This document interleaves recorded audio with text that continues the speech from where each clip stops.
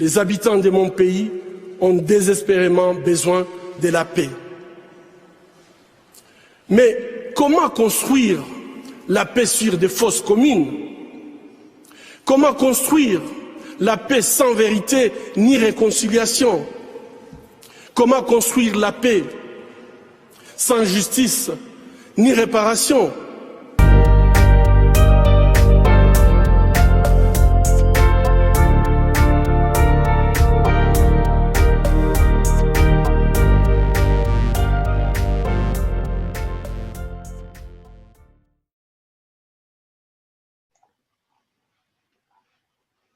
Alors, chers amis, nous voilà dans cette émission que nous attendions depuis déjà quelques jours.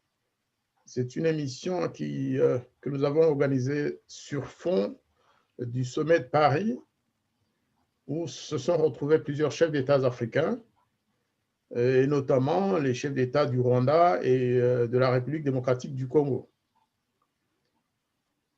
On ne va pas parler du sommet à proprement parler, on ne va pas dire de quoi parler le sommet. C'est très intéressant, effectivement ça nous concerne aussi, mais aujourd'hui nous allons parler plus de ce qui s'est passé en marge de ce sommet, c'est-à-dire les discours, les paroles prononcées, les attitudes des uns et des autres, et en particulier l'attitude singulière et les paroles qui ont blessé plus d'un, prononcées par le président Paul Kagame du Rwanda, notamment en parlant des victimes congolaises qui ont été quand même documentées dans le rapport mapping, en parlant du rapport mapping lui-même, et en s'attaquant quasiment directement au prix Nobel de la paix, le docteur Denis Mukwege.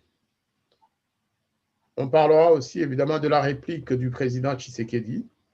Était-elle appropriée, est-elle timide, est-elle molle, comme certains l'ont dit? Nous allons essayer d'analyser ça. Et donc, chers auditeurs, chers téléspectateurs, pour cette émission, nous aurons 3 analystes que je vais vous introduire.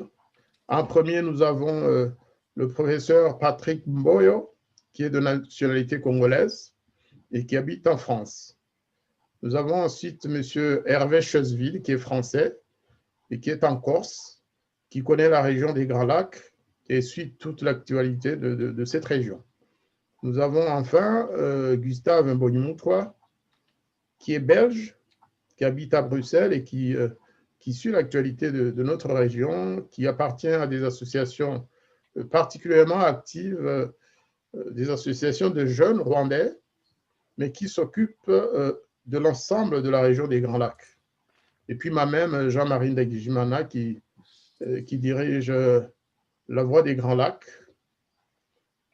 qui s'appelle par ailleurs Tout va ça même sang, c'est-à-dire nous avons tous le même sang, dans notre corps coule le sang des victimes, mais aussi de notre sang à nous. Et donc, je voudrais passer directement la parole aux uns et aux autres pour éventuellement se compléter la présentation que j'ai faite d'eux. Et puis, on abordera le sujet principal. Professeur Mboyo, si vous pouvez vous présenter en quelques minutes, enfin en 1 minute, pas plus.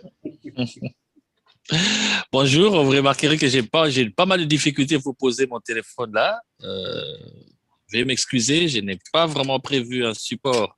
J'arrive pas à trouver un support pour pouvoir fixer mon téléphone. D'accord. Mais bon, j'espère que vous m'en tiendrez pas rigueur, les téléspectateurs non plus. L'essentiel, c'est qu'on vous entend très bien. Vous Voilà. pouvez le poser sur le bureau, sur la table, mais on ne vous voit pas à 100%, mais c'est déjà ça. Là, ça se passe bien en tout cas. D'accord. Donc, je suis Patrick Mboyo de la République démocratique du Congo. Vous êtes très optimiste, monsieur l'ambassadeur. Je serai prochainement professeur, mais pour le moment, je suis encore enseignant. Voilà, et chercheur, avec une activité complémentaire d'enseignement à l'université Paris-Saclay, où j'ai mené des recherches dans le domaine du droit public, et de la science, des sciences politiques, si on peut dire, parce que je prépare des travaux universitaires qui sont confluence, je peux dire, du droit public et de la science politique. Et la région des Grands Lacs, c'est une région qui m'intéresse particulièrement, c'est-à-dire dans le cadre de la région de l'Afrique centrale, en partant de la Guinée équatoriale jusqu'au Burundi, de la région du Sud-Soudan, du Soudan du Sud jusqu'en Angola. C'est toute cette région-là qui m'intéresse et la région des Grands Lacs fait partie aussi de l'actualité que je suis avec attention. Voilà. Très bien, en plus d'être congolais déjà, parce que le sujet du jour, c'est surtout le Congo et le Rwanda. Oui, j'espère que nous arriverons à bâtir des ponts au cours de ces dialogues, surtout dans les esprits, puisque les ponts n'ont de valeur que lorsqu'ils servent à quelque chose. Exactement. Sinon, ce ne serait que des objets de décor dans la nature. Et mon souhait, c'est qu'à l'issue de cet entretien, de cet échange, comme vous l'avez dit en prélude, que nous puissions sortir avec des ponts construits dans nos esprits. C'est de la même façon qu'on peut passer de Massissi à la région la plus proche de la frontière du Rwanda, ou Gisenyi, si je peux le dire ainsi, à pied, peut-être même sans connaître les limites de chaque pays. De la même manière aussi, je pense qu'on pourrait passer d'un côté comme de l'autre à comprendre ce que les Rwandais ressentent dans leur chair et à comprendre aussi ce que les Congolais ressentent au plus profond de leur âme. Je peux vous confirmer qu'à l'époque, c'était le cas en fait. Moi qui habite à la frontière, plus au sud, j'allais passer mes soirées à Bukavu et je rentrais à 4 heures du matin sans contrôle et puis les Congolais venaient chez nous et c'était bien comme ça.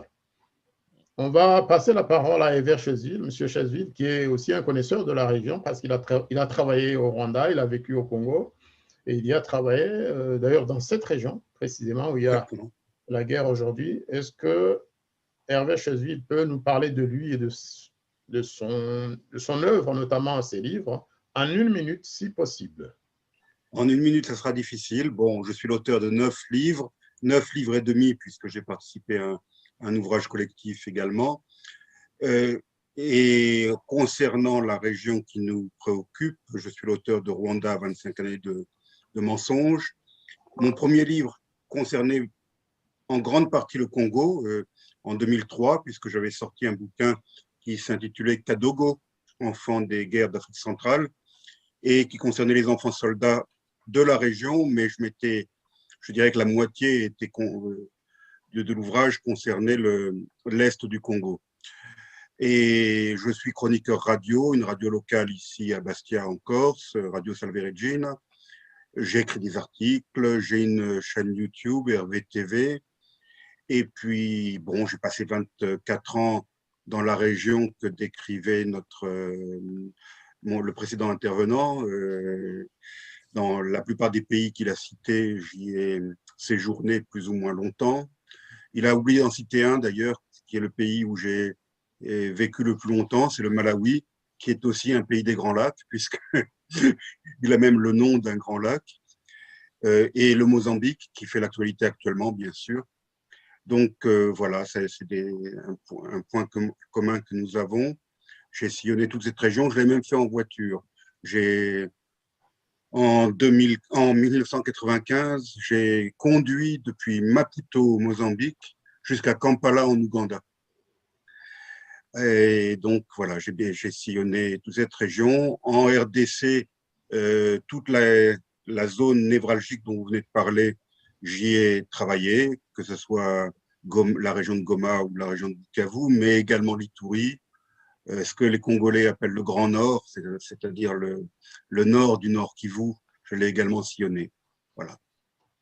Très bien. Gustave Bonyumutoa, à vous maintenant de vous présenter. Et puis, on va directement commencer par vous d'ailleurs, pour avoir vos impressions après le sommet de Paris où étaient présents plusieurs chefs d'État. Pas tous, les chefs d'État africains et surtout le président du Rwanda et son homologue du Congo, Kagame d'un côté et Tshisekedi de l'autre. Très bien, je vous remercie. Donc moi, dans le privé, dans le civil. Je travaille dans une société en tant que cadre. Et en parallèle, je suis activiste. Je me définis comme un activiste pour l'avènement d'un état de droit dans notre région. Et cela passe par tout un travail de revendication et de sensibilisation sur la véritable situation qu'a vécu le Rwanda et les conséquences que cela a eu sur les pays voisins, principalement donc le Congo, mais aussi le Burundi et même l'Ouganda dans une certaine mesure.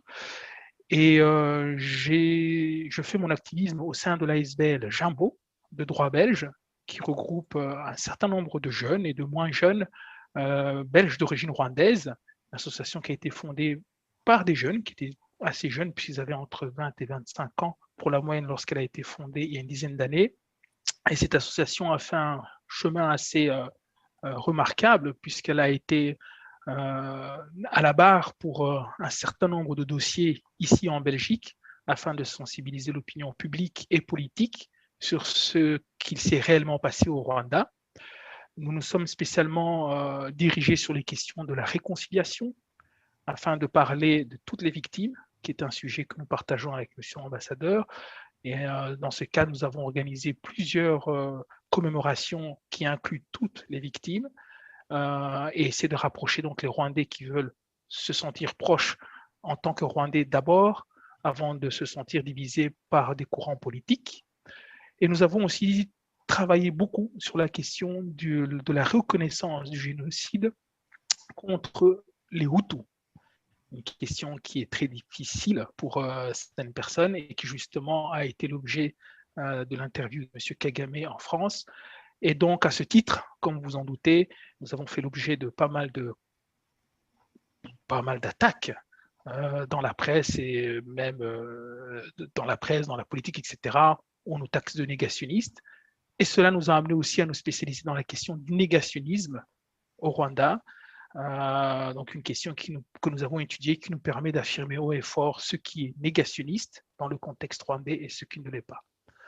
Et donc, la raison pour laquelle j'ai souhaité répondre à cette invitation, c'était pour parler justement d'une phrase, on va dire, inédite, qui a été prononcée par le président Paul Kagame lors de son interview avec France 24. Donc là, je pense qu'on rentre déjà dans le vif du sujet. Je vous autorise à parler de la petite phrase, parce que c'est une phrase qui pèse lourd dans les relations rwando-congolaises. Oui. Honnêtement, je pense que de tout ce qui a été dit autour des interventions de Kagame et de Tshisekedi, c'est pour moi l'élément le plus important, qui est très déterminant parce qu'il va probablement influencer les prochaines années, voire même la prochaine décennie, dans les rapports entre le Rwanda, le Congo et probablement les pays qui sont en soutien ou même parfois en complicité avec ces deux pays. Pourquoi? Parce qu'une question extrêmement sensible dans la région, c'est celle de la justice. J'ai l'impression que tout le monde sait ce qui s'est passé dans les années 90. Tout le monde connaît les crimes qui ont été commis. Le mapping report, évidemment, est pour quelque chose. L'action du docteur Mukwege également est pour quelque chose. Tout le monde le sait, politiques mondiaux, mais personne, en fait, n'ose passer le pas pour rencontrer les valeurs que tout ce beau monde prétend défendre et donc arriver à lancer un mécanisme qui va rendre justice. Alors, si vous voulez rappeler la phrase précise, comme ça le public va comprendre de quoi vous parlez. Oui, tout à fait. Et donc, le contexte est important parce que la phrase, il faut la contextualiser. Si on la donne juste comme ça permet de la connaître, mais c'est vrai qu'on peut tout de suite la citer. Hein. La phrase, si de mémoire, lorsque Paul Kagame a été interrogé sur le mapping report, sa position a été d'essayer de le disqualifier, évidemment, de le discréditer, en essayant de faire croire qu'il y a des rapports qui disent le contraire de ce que le mapping report dit. Et la journaliste a alors demandé, mais quel est ce contraire que diraient ces rapports par rapport au mapping report? Elle lui a demandé, est-ce que ce serait qu'il n'y a pas eu de crime au Congo? Et Paul Kagame a répondu, oui, absolument, il n'y a pas eu de crime au Congo.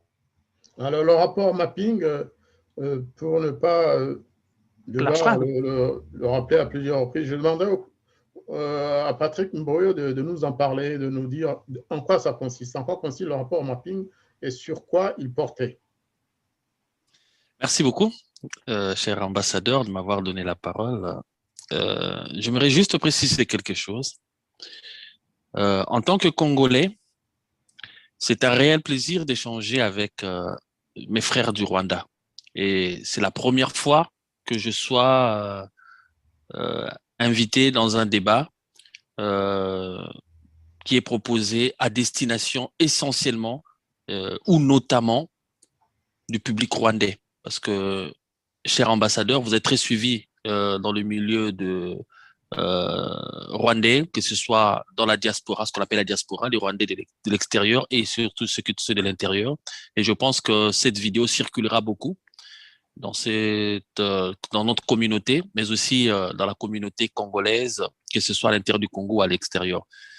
Deuxièmement, je ne souhaiterais pas, personnellement, avec tout le respect que j'ai pour le pays, le Rwanda, parler ou répondre à M. Kagame. Il ne m'intéresse pas, premièrement. J'ai jamais voulu répondre, réagir. J'ai été contacté par des médias pour répondre, j'ai pas voulu. J'ai dit non, je répondrai pas. Il m'intéresse pas. Et franchement, voilà, ça n'en vaut pas la peine. Et ce que j'aimerais, c'est que dans ce débat, c'est pour ça que j'ai parlé des ponts, bâtissons des ponts, construisons, allons à l'essentiel. Ne voyons pas ce qui manque, voyons plutôt ce qu'il y a qu'on peut améliorer. Cela dit, le rapport mapping a été initié par les Nations Unies. Pourquoi ce rapport a été initié par les Nations Unies? Il s'est passé quelque chose de dramatique au Rwanda en 1994. Dans un laps de temps assez court, il y a eu un grand nombre de morts. Des centaines de personnes ont été tuées. Même pendant des génocides qu'on peut citer dans les passés, les génocides des peuples namibiens, au début du XXe siècle, par l'Allemagne, a pris du temps. Les génocides belges sous Léopold II, commis au Congo, pour chercher à avoir les caoutchoucs du sang, a pris du temps. C'était sur plusieurs années.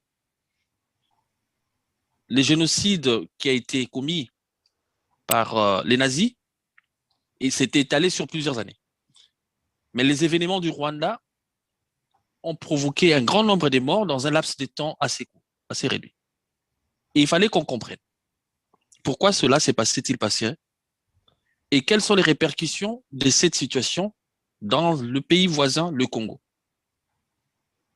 où on a dénombré des cas aussi graves, des tueries de même nature, avec un même mode opératoire. Et il a fallu lancer une commission d'enquête, et c'est ainsi que les Nations Unies ont mandaté des personnes. La plupart ne sont pas d'Afrique, la plupart n'ont aucun rapport avec le Congo, la plupart n'ont aucun rapport non plus avec le Rwanda. Et ces personnes ont fait un travail remarquable pour répertorier les crimes commis à partir de 1993. C'est-à-dire avant même le début des événements constitutifs du génocide au Rwanda. C'est-à-dire il y a des événements qui s'est passé déjà au Congo, qui avaient attiré l'attention des observateurs des Nations Unies. Vous comprenez, calculer le laps de temps, c'est entre 1993, c'est-à-dire 1993, et 2003, avant et après les événements au Rwanda en 1994. Et ces gens, dans un rapport de plus de 1600 pages, sont arrivés, là je parle du rapport avec tous les détails, les annexes et le reste, à identifier précisément les victimes. On parle des millions de morts. Je ne vais pas faire une comparaison macabre parce que nous sommes tous dans la même galère. On parle des centaines de morts après les événements au Rwanda de 1994, mais au Congo, on parle des millions de morts. Tout à fait. Sachant que Je précise que le dernier recensement organisé en République du Zaïre dans les années 80 donnait déjà la population zaïroise à l'époque à 45 millions d'habitants. C'est-à-dire, si on parle de 6 millions de morts, le bilan de 6 millions de morts, ce n'est pas de 93, c'est au bout de 2003, on dit que la comptabilité macabre tourne autour de 6 millions de morts, et ça, c'est au bas mot. Sachez que la population n'était pas restée à 45 millions d'habitants. Nous sommes près de 20 ans après le dernier recensement. Donc, on peut estimer que la population, objectivement, que la population congolaise, à l'époque, était autour de 60-65 millions d'habitants. Donc, c'est presque 10% de la population congolaise qui est décédée, qui a été tuée. Presque 10%. Imaginez-vous, dans le contexte actuel, dans votre ville, que tous ceux qui nous suivent essayent de s'imaginer, dans leur ville, ou même dans leur propre famille, prenez 10 personnes, ou le nombre de personnes que vous êtes dans votre famille, 5 personnes, en réalité, ou 10 personnes, on enlève une personne dans chaque famille. Si vous êtes 10 dans une famille, c'est-à-dire dans chaque famille, on a tué une personne. Alors, une précision, cher frère Mboyo, il faut préciser effectivement que ces Congolais ne sont pas morts de mort naturelle. Il s'agit de morts causées par des agressions ou une invasion extérieure.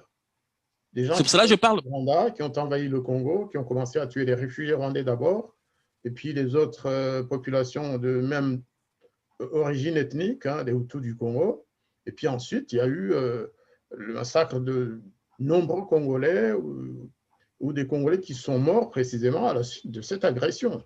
C'est ça, en fait, le nœud du problème.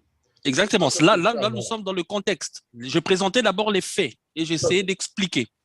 Maintenant, pour arriver au contexte, monsieur l'ambassadeur Ndagijimana, comme vous l'expliquez, ces personnes, il n'y a pas eu d'épidémie au Congo à l'époque. Il n'y a pas eu une pandémie comme on voit aujourd'hui qui serait arrivée et ravagerait des personnes. Donc, je dis seulement à chacun de s'imaginer, si dans votre famille, vous êtes 10, on tue une personne dans chaque famille. Et cette personne, ça peut être votre frère, votre mère, votre enfant, votre nièce, la personne que vous chérissez, on la tue, comme ça, impunément. Par qui? Par des personnes qui sont venues de l'étranger. Par des personnes qui ont commis ces actes simplement parce qu'elles étaient en face des Congolais. Y a-t-il déjà eu une guerre entre le Rwanda et le Congo dans le passé? Je ne pense pas. Jamais. Jamais. Est-ce qu'il y a eu des situations similaires documentées dans le passé que les Congolais auraient peut-être fait des choses qui auraient énervé la conscience collective rwandaise? Je n'en vois pas dans l'histoire. Qu'est-ce qui pouvait expliquer ce genre de choses? Voilà pourquoi le rapport mapping avait été initié. Voilà, c'est justement le sens de ce rapport mapping. Parce que, excusez-moi, je vais terminer peut-être par là, j'ai été assez loquace peut-être. Il y a eu des antécédents avant le génocide au Rwanda. Des antécédents. Moi, je n'aime pas parler de génocide des Tutsis. Je vis en France, la loi française parle de génocide Tutsi, moi je parle de génocide rwandais. Parce que ceux qui sont morts n'étaient pas tous Tutsis. Et on va y arriver plus tard. Il y a eu des antécédents entre les Hutus et les Tutsis dans le passé. Mais il n'y a aucun antécédent entre les ethnies congolaises et ceux qui sont venus tuer. Et ceux qui sont venus tuer sont essentiellement Tutsis, il faut le préciser. Et des Tutsis, essentiellement qui n'étaient pas au Rwanda, mais qui venaient de l'Ouganda. Voilà pour expliquer la motivation, brièvement, la motivation de ce rapport, ainsi que les faits qui ont été constatés dans ce rapport. Je précise que les victimes sont presque toutes identifiées, en tout cas dans leur origine. Leurs lieux de tuerie ont été identifiés, ainsi que les auteurs et les commanditaires. Sauf qu'on connaît les victimes, les lieux de des exactions, les dates des exactions de manière précise, mais personne ne connaît les noms des auteurs. Voilà, en un mot. C'est une très bonne présentation. Je précise que les 10% dont vous parlez, en fait, c'est pas éparpillé sur l'ensemble de la République démocratique du Congo. C'est dans une région précisément que... Donc, c'est au-delà de 10%. Si vous comparez le nombre total des victimes à la population de la région concernée, eh bien, vous dépasserez les 30% en fait. Parce je suis tout à fait d'accord avec vous. Dans le Kivu, le Haut-Zaïre à l'époque, qu'on l'appelait, une partie du Shaba, du Katanga, eh bien, il n'y avait pas 40 millions de population. En termes statistiques, il n'y en avait pas. Donc, le nombre de tués ou de victimes de ces massacres, de ces barbaries, c'est au-delà proportionnellement, c'est plus qu'important dans la région concernée. On va poursuivre. Juste, si vous me permettez une petite réaction, comme Oui. ça alimentera le débat par après. Mm-hmm. Éventuellement, ça peut aider M. Cheville. Deux précisions par rapport à ce que M. Mboyo vient de dire. En parlant de l'absence d'antécédents entre les Rwandais et les Congolais, ou les Rwandais et les Zaïrois, il faut quand même préciser que lorsque le SPR de M. Kagame, dont il ne veut malheureusement pas entendre parler, donc lorsque le SPR de M. Kagame a attaqué le Rwanda en octobre 90, le président Mobutu a envoyé des renforts soutenir l'armée régulière gouvernementale, donc l'armée de Habyarimana, pour s'opposer à l'avancée du SPR. Et donc, l'antécédent est là. Et même Kagame lui-même, désolé de le citer une fois de plus, a rappelé que on ne peut pas venir lui reprocher d'avoir commis des exactions sur le sol congolais, alors que c'était les Congolais eux-mêmes qui sont venus le chercher. On y reviendra plus tard. C'est important d'avoir ce point de contexte. Et ça peut alimenter aussi ça peut expliquer une certaine fureur dans les exactions qui ont été commises. Le deuxième point que monsieur... En réalité, il ne s'agit pas d'un antécédent ou d'un précédent. Je peux réagir, si vous permettez, voilà. Si vous permettez sur ce point, parce que nous sommes dans un débat. Nous sommes dans un débat. Parce que je veux passer la parole à j'aimerais dire quelque chose, parce que c'est une énormité que j'entends parfois, ça et là. Mais je suis aujourd'hui très triste, mais voilà, en même temps aussi, je me réjouis que j'ai une personne en face qui me le dise, un citoyen rwandais en l'occurrence. Savez-vous, vous avez bien dit que l'armée zaïroise était venue au Rwanda, non pas pour tuer des Rwandais. Exactement. Citez-moi un seul civil rwandais tué par l'armée zaïroise au Rwanda. Il y en a, non, vous en avez parlé, laissez-moi parler, s'il vous plaît. Vous me posez une question. Moi, j'ai fait des recherches. Il n'y a eu aucun civil, je parle bien de civil, c'est-à-dire une personne qui ne détient pas une arme, qui n'est pas dans un mouvement insurrectionnel. Le gouvernement du président Habyarimana était le gouvernement légitime et légal. Il y a eu je précise qu'il y a eu des élections au Rwanda qui ont permis au gouvernement de M. Habyarimana d'être en place. Donc, selon la loi internationale, un pays qui subit une agression, l'agression est définie par la Charte des Nations Unies, notamment comme le fait d'héberger des groupes armés sur son territoire pour attaquer notre territoire. En réalité, le Rwanda faisait l'objet d'une agression parce que ces militaires, le FPR, étaient hébergés en Ouganda, chez Yoweri Museveni, armés par l'Ouganda, équipés par l'Ouganda. Le président Habyarimana a fait valoir ce qu'on appelle dans le système des Nations Unies le système de sécurité collective. Quand un pays est attaqué, tous les autres pays doivent défendre. Comme on a vu avec le cas du Koweït envahi par l'Irak. Le maréchal Mobutu, le Zaïre saisit. En réalité, il y a une méprise, M. Mboyo, il y a une méprise. Voilà, je permets. Exactement la même chose que vous. Voilà. En fait, il reprend ce que Kagame souvent donne comme prétexte, en fait. Mais ce n'est pas un précédent.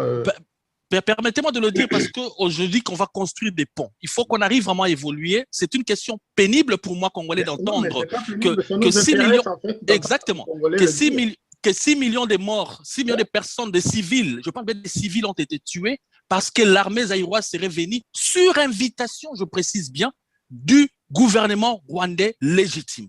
Doit-on faire payer aux civils? Non, laissez-moi terminer sur ce point. Je vais laisser le temps de parler.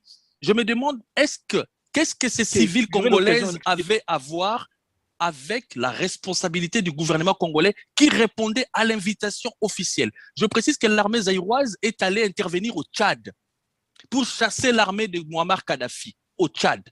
Le président Idriss Déby et Idrissa Nabré était venu à Kinshasa pour saluer l'armée zaïroise. Voilà pourquoi à Kinshasa, vous verrez des avenues comme Tombal Bay et d'autres avenues. Nous, Zaïrois, avons chassé l'armée des Kadhafi du Tchad. C'est nous, les Zaïrois.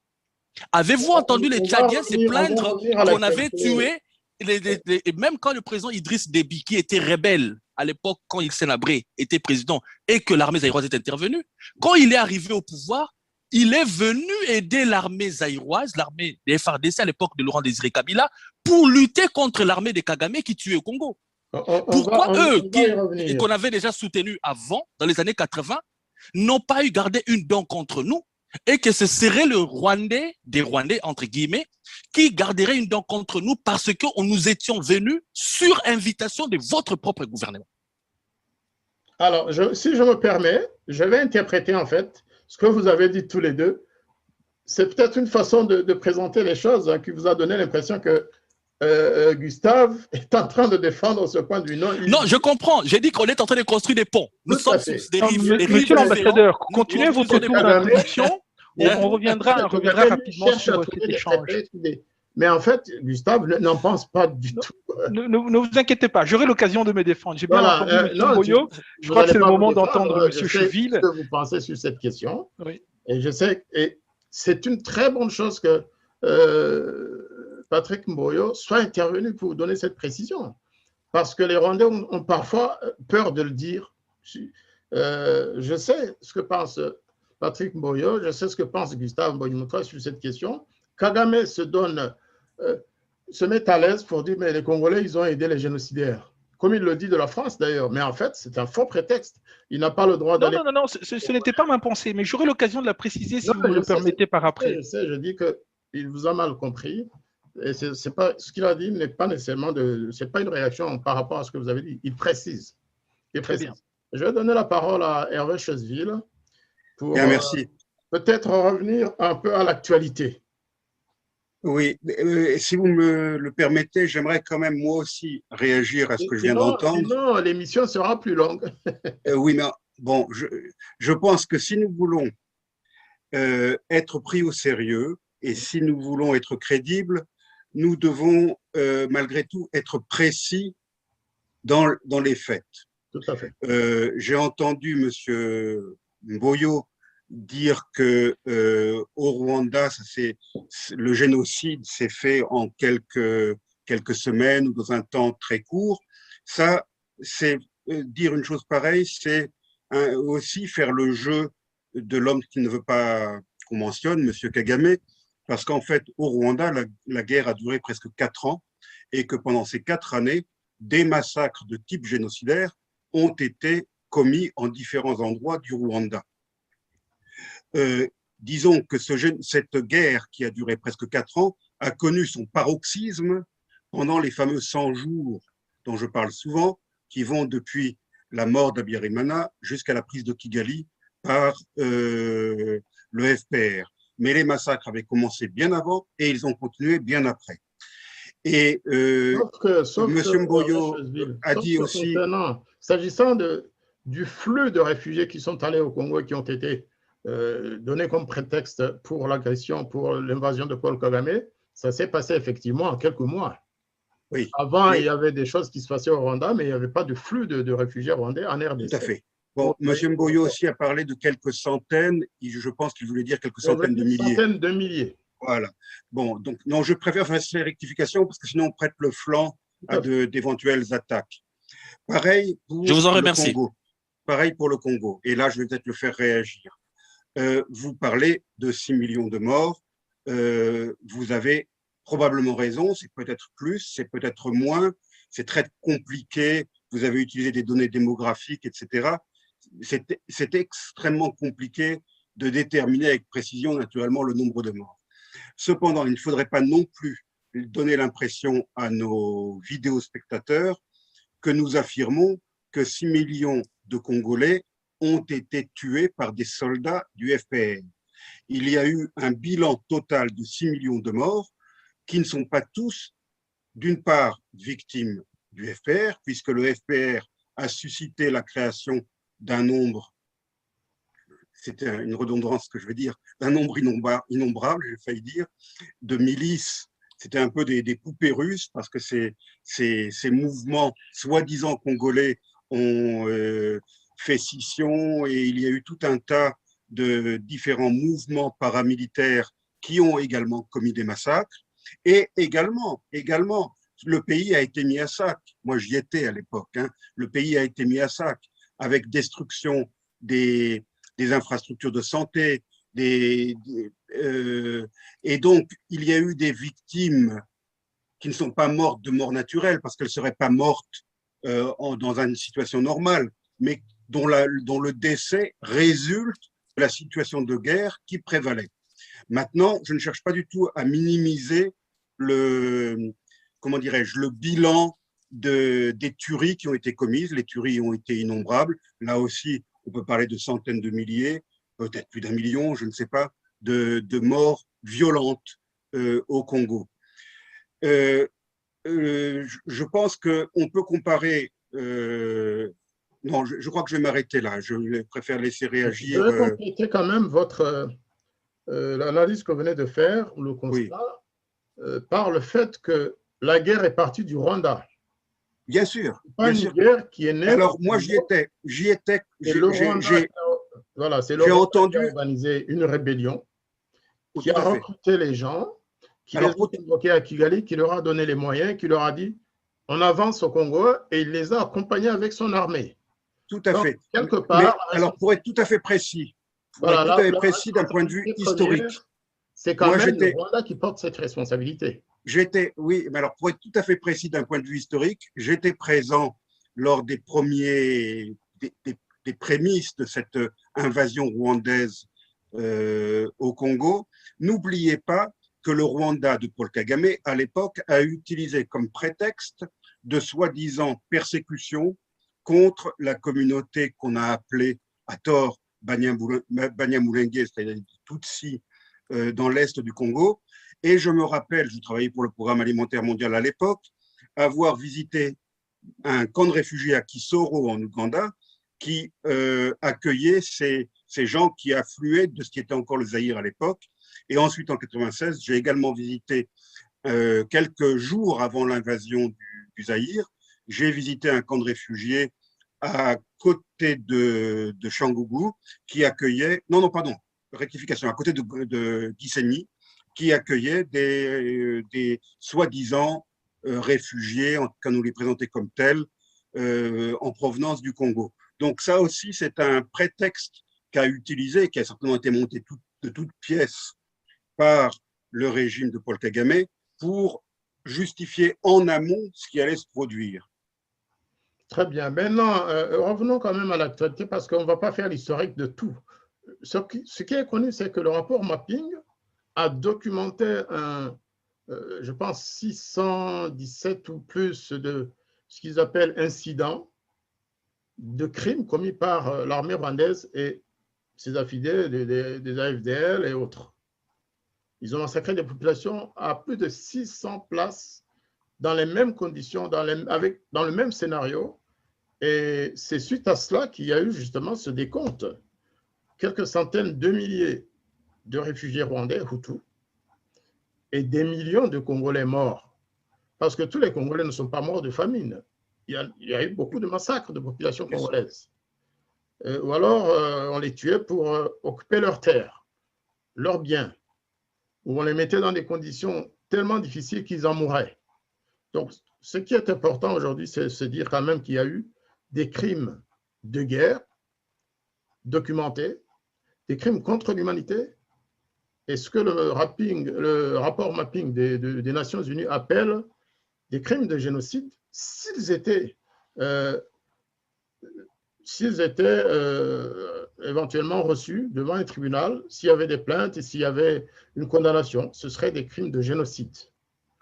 Et c'est à ce sujet, justement, que récemment à Paris, le président Kagame a renvoyé les gens, a renvoyé les populations congolaises, les familles des victimes, les Rwandais, les familles des victimes rwandaises et congolaises en disant qu'il n'y a jamais eu de crime au Congo.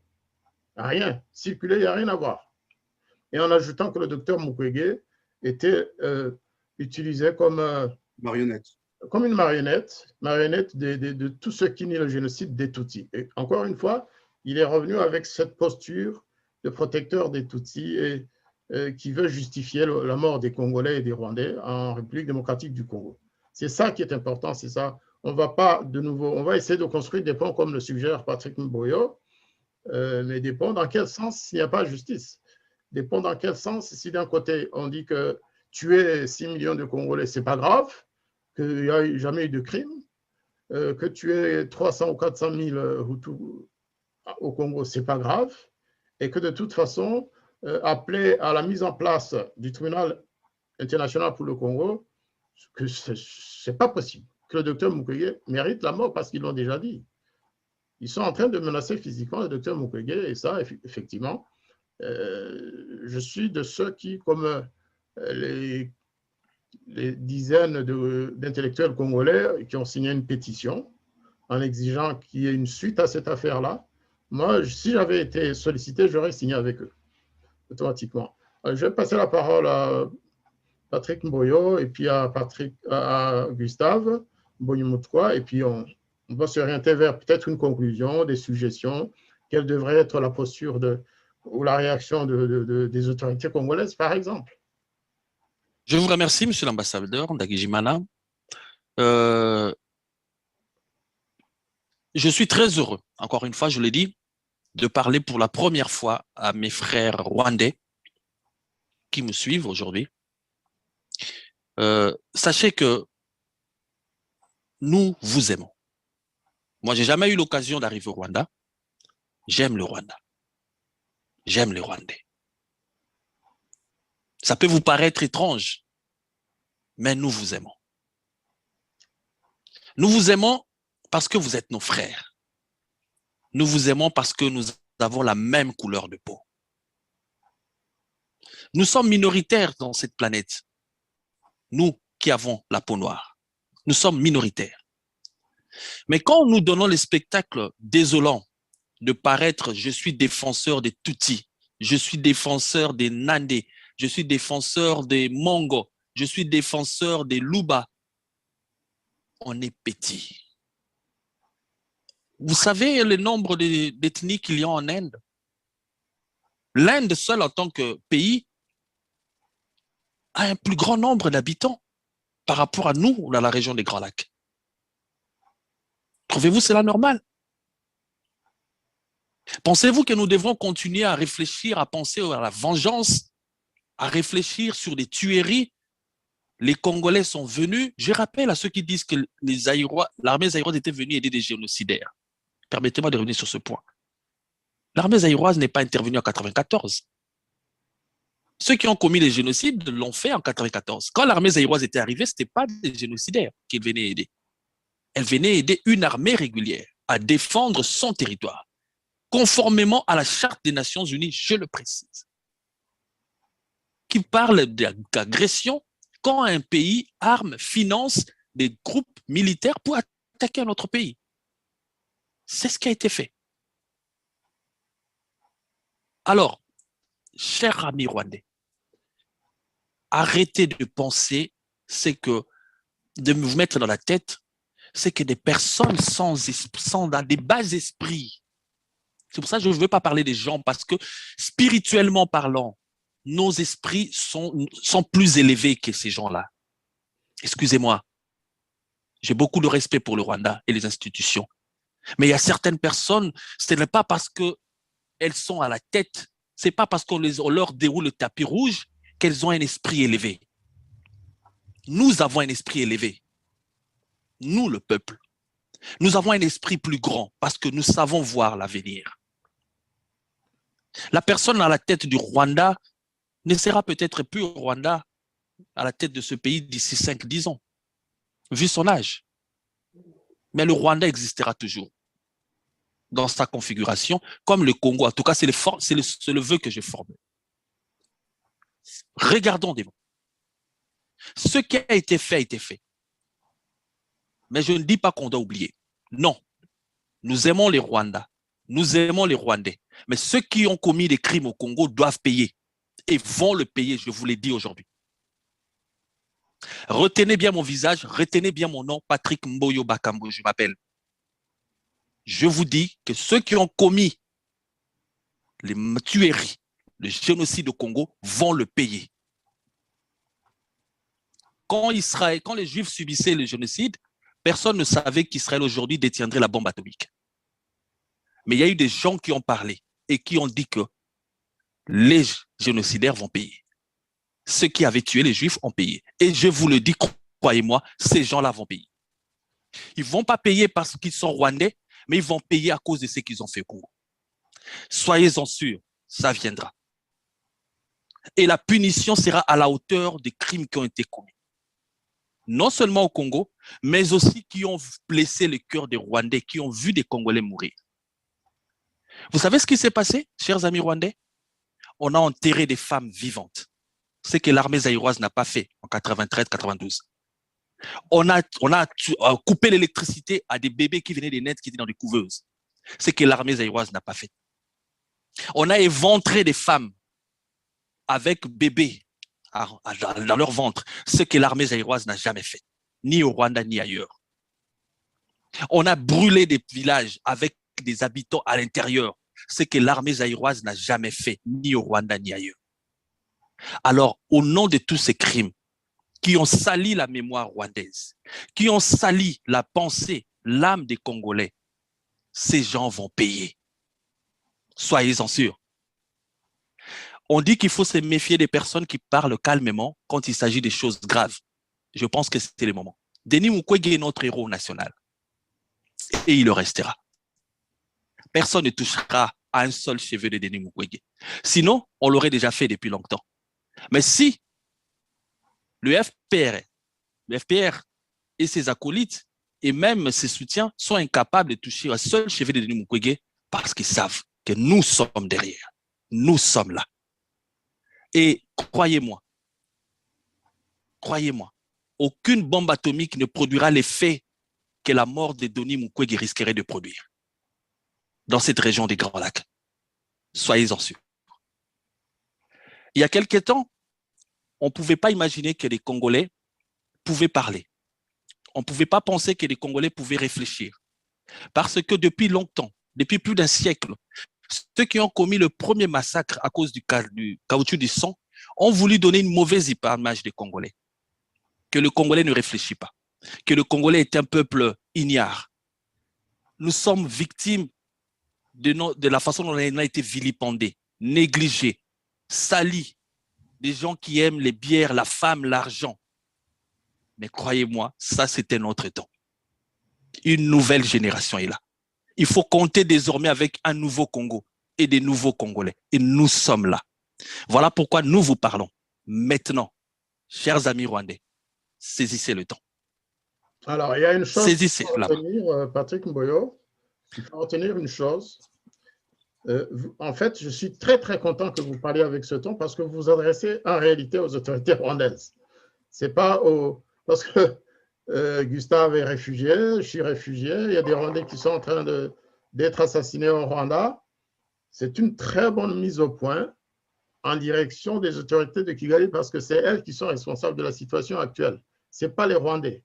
Je crois que votre descente, si on peut dire, nous porte à poser une autre question.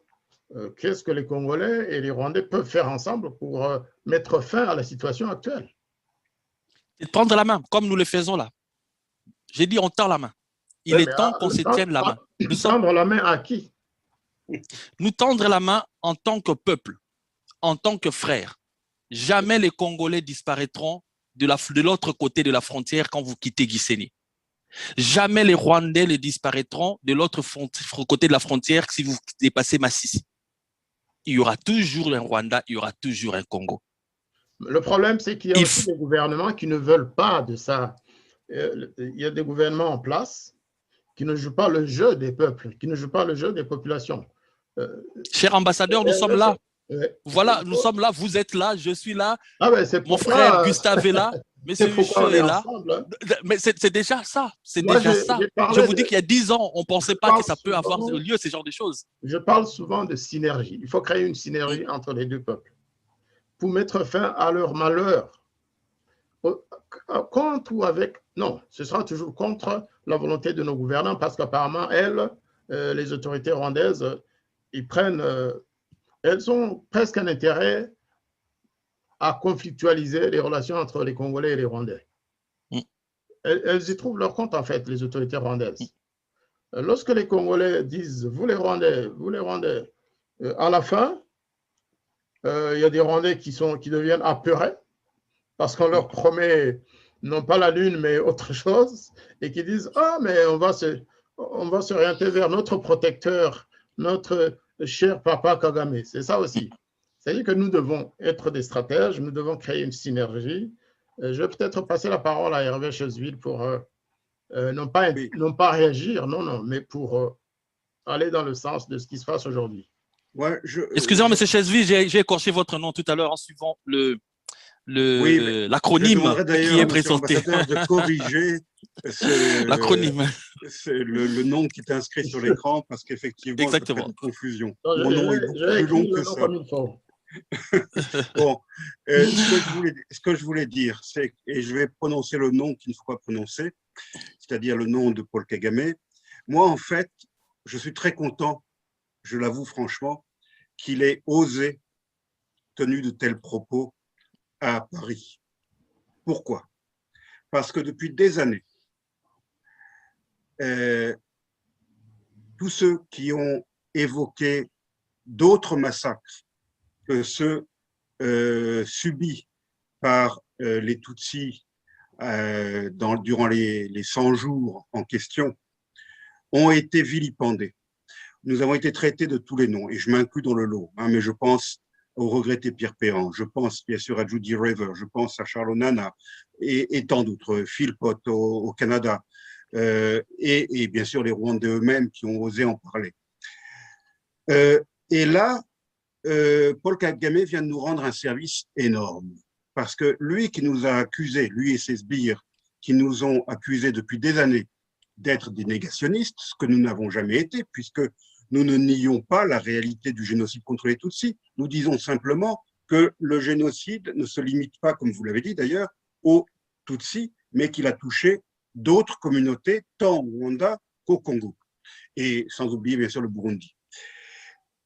Mais donc, en tenant ces propos, eh bien, Paul Kagame a montré qu'il est le plus grand négationniste qui existe, puisqu'il nie une réalité. Vous avez parlé avec vos tripes, Monsieur Boyo, et avec émotion, pour évoquer toutes ces victimes innombrables parmi les Congolais. Il y a également toutes ces victimes innombrables parmi les Rwandais dont il ne faut même pas évoquer la mémoire. Eh bien là, enfin, Monsieur Kagame a montré au monde entier sa véritable nature, c'est-à-dire qu'il est un négationniste. Il nie la réalité de crimes qui ont été documentés et dont on a la preuve absolue. Et il a menti effrontément en disant qu'il y avait d'autres rapports qui disaient le contraire. C'est pas vrai. La seule chose qui dit autre chose que ce que dit le rapport Mapping, c'est le livre qu'il a commandité de M. Saint-Exupéry, qui a fait un voyage de quelques jours au Rwanda et au Congo, vraisemblablement en avion et pas à pied comme l'ont fait les réfugiés rwandais et les déplacés congolais, et qui a parlé à une dizaine ou une quinzaine de personnes et qui a osé affirmer effectivement que ce génocide dans l'Est du Congo n'avait pas eu lieu. Et ça, je suppose qu'il était commandité justement pour préparer le terrain avant la venue de Kagame à Paris. Et c'est ça, c'est l'argument, je pense, qu'il avait en tête quand il disait que d'autres disent le contraire. Je pense qu'il pensait à Saint-Exupéry, parce que je ne vois pas qui d'autre.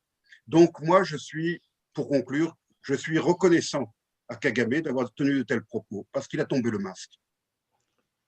Je pense aller dans le même sens, parce qu'il a aussi permis au président Tshisekedi de dire des choses, alors que jusque-là, il était un peu réservé, ou alors il disait « c'est mon frère ». presque pour dire qu'il a le droit de faire ce qu'il fait et le droit de dire ce qu'il veut. Cette fois-ci, Kagame a dépassé la ligne rouge, en fait. Absolument. Il a dépassé la ligne rouge en niant les faits, en se moquant des Congolais, en crachant sur les cadavres des victimes congolaises et rwandaises, et surtout en s'attaquant au docteur Mukwege, qui défend les faibles et qui défend les victimes. Je passe la parole à Gustave Mbonimutwa pour interpréter aussi, peut-être aller directement sur la réaction du président Tshisekedi en réponse aux déclarations au négationnisme, si vous voulez, comme le dit Hervé Chesville, exprimé par Paul Kagame. Oui, merci. Bon, c'était mon propos d'introduction que j'ai essayé de contextualiser dans ce que nous pensons que la région a le plus besoin. C'est un début de justice. Un début de justice parce que ça va aussi permettre de répondre à la question que vous avez posée tout à l'heure à M. Mboyo. Finalement, qu'est-ce qu'il faudrait faire? De quoi avons-nous besoin pour qu'on puisse être sur la même longueur d'onde et qu'on puisse bâtir ces fameux ponts entre les deux peuples? Donc, la première chose qui est importante, c'est de rapprocher les populations, comme nous le faisons aujourd'hui, d'une certaine manière, discuter, mais de manière plus générale, c'est de leur apporter une quiétude, de leur apporter un apaisement par rapport à tout ce qu'elles ont vécu dans les années 90 au Rwanda et au Congo. Et ça va passer par cette justice que le docteur Mukwege réclame depuis maintenant 5 bonnes années, en tout cas les 3 dernières années de manière intensive. Et ça, c'est un point sur lequel nous devons travailler ensemble, Congolais, Rwandais et Burundais. Mais pour y arriver, il faut quand même aller à un certain niveau de détail et bien expliquer aux gens qu'il faut qu'ils apprennent à faire la différence entre les différentes victimes qui ont eu lieu. Ce n'est pas correct, par exemple, de ne parler que de génocide rwandais. Parce que souvent, on dit oui, les Hutus, les Tutsis ont été tués, donc il ne faut pas parler seulement d'une seule ethnie, il faut parler du génocide rwandais. Mais en même temps, l'expression génocide rwandais enlève la spécificité justement de ce qui a été commis contre les Tutsis d'une part, mais aussi contre les Hutus. Donc ça, c'est un exercice qui doit être fait calmement, de manière dépassionnée, pour bien identifier. Si vous voulez. Si on peut parler du Rwanda et de la RDC, c'est mieux aujourd'hui. Sinon, oui, mais Rwandais, on fera le distinguo. Oui, mais c'est important parce que nous avons M. Mboyo ici qui a tenu un discours très, très intéressant, très fort, très engagé. Et lorsqu'il s'adresse aux Rwandais en disant les Rwandais, sachez que nous sommes prêts à obtenir justice, que si vous touchez au Mukwege, ce sera l'effet d'une bombe. Je ne peux pas parler au Rwandais. L'ambassadeur l'a compris. Excusez-moi de vous interrompre parce que c'est grave ce que vous dites. Je me suis adressé aux autorités rwandaises. C'est ça. Je n'ai pas parlé. Voilà. L'ambassadeur a su bien faire le distinguo, je pense, M. Chesville aussi. Oui, c'est possible, mais en tout cas, plusieurs fois, moi j'ai entendu le mot rwandais, donc c'est peut-être un abus de compréhension de ma part, je veux m'en excuser, mais toujours est-il qu'effectivement, cette précision est très importante, de bien savoir quelles ont été les victimes et quels ont été les bourreaux. Et quand vous dites les autorités rwandaises, c'est très précis. Effectivement, ceux qui sont venus au Congo dans les années 90 en appui à la rébellion congolaise, zaïroise de l'époque, la FDL, et qui ont commis tous ces massacres, il faut bien les identifier par leur mouvement politico-militaire qui était le FPR, l'APR et tous les petits frères et sœurs, comme le disait M. Chesville tout à l'heure, qui sont les... Donc, cette précision est nécessaire pour justement éviter, lorsqu'on parle des bourreaux, de mettre des personnes qui n'en sont pas. Donc ça, c'est un point qu'il faut mettre dans le rapprochement des populations, de pouvoir échanger et d'avoir un langage qui est très précis. M. Ndagijimana ne contredira pas lorsqu'il sait la campagne que nous menons pour bien identifier les bourreaux Interahamwe d'un côté et les bourreaux Ingotani de l'autre, pour effectivement éviter cet amalgame entre les populations. Donc ça, c'était un premier point très important. Vous auriez pu être aussi précis, excusez-moi, en disant que j'ai dit au départ que j'aime le Rwanda et j'aime les Rwandais. Oui. Ça, vous ne l'avez pas dit. Alors, on va passer... Alors, je vais vite terminer mon idée. On va passer aux déclarations de Kagame par rapport au rapport mapping. Oui, je vais vite terminer mon idée parce que c'est important la question que vous aviez posée. Le problème interne au Rwanda. Aujourd'hui, on veut parler on veut bâtir ce pont, mais après avoir échangé sur ce qui s'est passé à Paris et les conséquences que cela va avoir, hein, parce que c'est pas fini. Monsieur l'ambassadeur, il faut quand même qu'on bâtisse aussi des bases entre nous. On peut parler de ce qui s'est passé.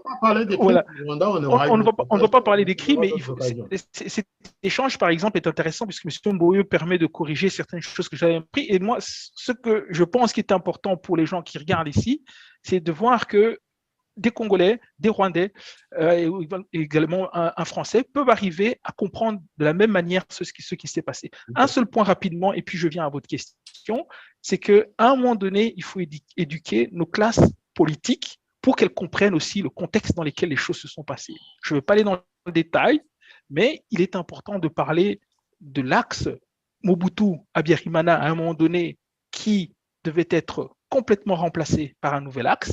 Et c'est toute cette dynamique qui est arrivée avec le FPR qui a chassé le pouvoir de Habyarimana du Rwanda et qui est arrivé au Congo. Donc c'est important aussi pour que les Congolais victimes puissent connaître pourquoi est-ce que le ciel leur est tombé sur la tête dans les années 90, d'où ça vient, c'est de tous ces intérêts géopolitiques.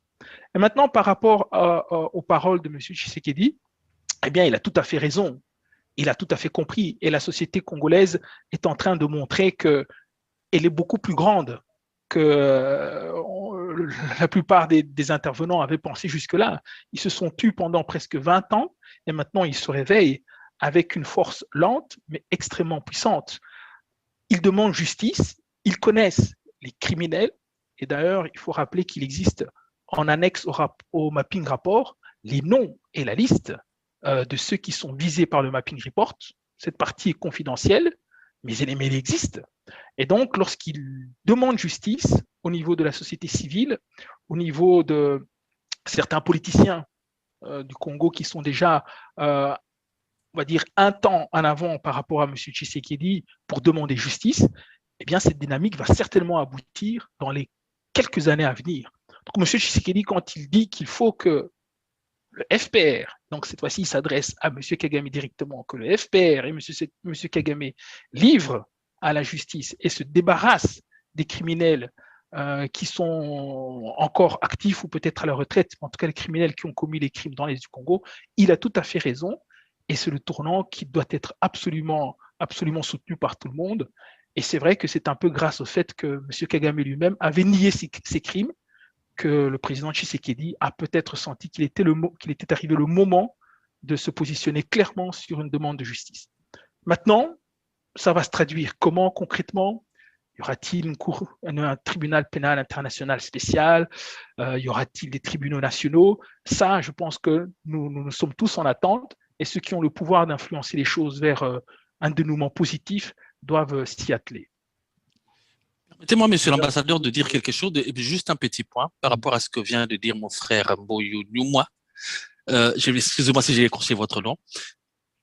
Je me demande parfois de quel droit se permettent certaines personnes, notamment au Rwanda, de dire ce qui devrait se passer au Congo. Je vais dire quelque chose. Durant tout mon propos, je n'ai pas une seule fois dit Monsieur X ou Y ne devrait pas être aux affaires au Rwanda. Mais de quel droit, mes chers messieurs, si je peux vous appeler par votre prénom Gustave, vous devez vous permettre de dire que l'axe Habyarimana Mobutu devait être chassé? Qui êtes-vous? Quel droit avez-vous pour dire qui doit être à la tête du Zaïre ou du Congo? Permettez-moi vite de vous rectifier. C'était juste une précision. Ce n'était pas mon opinion. C'est une analyse. C'est une analyse. Voilà. Autant pour si c'est une analyse, je le prends, je le concède. Mais j'aimerais justement préciser. Ça fait trop longtemps que certaines personnes ailleurs, en dehors du Congo, se sont permises de penser ce qui doit se passer au Congo. Que Mobutu soit un mauvais président, c'est à nous les Aïrois de décider. Que Kabila, fils ou père, ne sache pas diriger le Congo, c'est à nous les Congolais de décider. Et ça, je m'adresse aussi en passant à mes frères congolais qui me suivent. Que Tshisekedi soit un bon ou mauvais président, c'est à nous de le dire. Et ce n'est pas, il est temps que nous puissions dire stop à ceux qui pensent qu'ils ont des mots à dire sur le Congo. Je ne m'adresse pas à vous, monsieur Gustave, vous m'avez précisé. Je m'adresse à d'autres. Qui l'ont pensé? Trop longtemps, nous, Congolais, avons laissé la place aux autres. Trop longtemps, nous, Congolais, au moindre pépin, nous sommes allés chercher des médiateurs, des gens à gauche et à droite. Et ça fait partie de l'une de nos tares, de nos erreurs qui nous ont conduits dans cette situation pendant plusieurs années. Désormais, nous, Congolais, nous allons décider de nous-mêmes de ce qui doit être, de ce qui doit se passer au Congo, l'ex-Zaïre. Et pour terminer, en 1994, s'il y a eu des réfugiés qui sont venus au Zaïre, les gens ne savent pas, il y avait une raison. Première raison, le Rwanda est frontalier avec 3 pays. L'Ouganda au nord, la Tanzanie à l'est, le Burundi au sud, avec 4 pays, pardon, et le Zaïre à l'ouest. Au nord, les réfugiés ne pouvaient pas, parce qu'il y avait le génocide partout. Ce n'était pas que dans la partie ouest du Rwanda. Mais au nord, les habitants qui ont quitté le nord... Il y avait la guerre, en fait. Il y avait la guerre partout, sur tous les territoires du Rwanda. Il y a des gens qui ont quitté le nord pour arriver jusqu'à l'ouest pour traverser la frontière. Des gens qui sont partis de l'est, vers la Tanzanie, la frontière tanzanienne, pour venir jusqu'à l'ouest. Des gens qui ont quitté le sud pour venir jusqu'à l'ouest. Pourquoi? Parce qu'au nord, à l'Ouganda, la frontière était fermée puisque l'Ouganda soutenait l'APR. À l'est, la Tanzanie avait fermé sa frontière pour préserver sa neutralité, parce qu'il faut préciser que la Tanzanie était le pays qui avait reçu les accords d'Arusha qui ont permis à ce qu'il y ait des négociations entre l'APR et le gouvernement de M. Habyarimana. Et au sud, au Burundi, il y avait aussi des problèmes. N'oubliez pas qu'il y a eu aussi des massacres, un génocide qu'on peut qualifier au Burundi. Donc, la seule porte qui restait d'accès, c'était le Zaïre. Et pourquoi précisément à ce point-là? Parce que l'armée française, l'armée belge avait établi un pont aérien avec l'aéroport de Goma.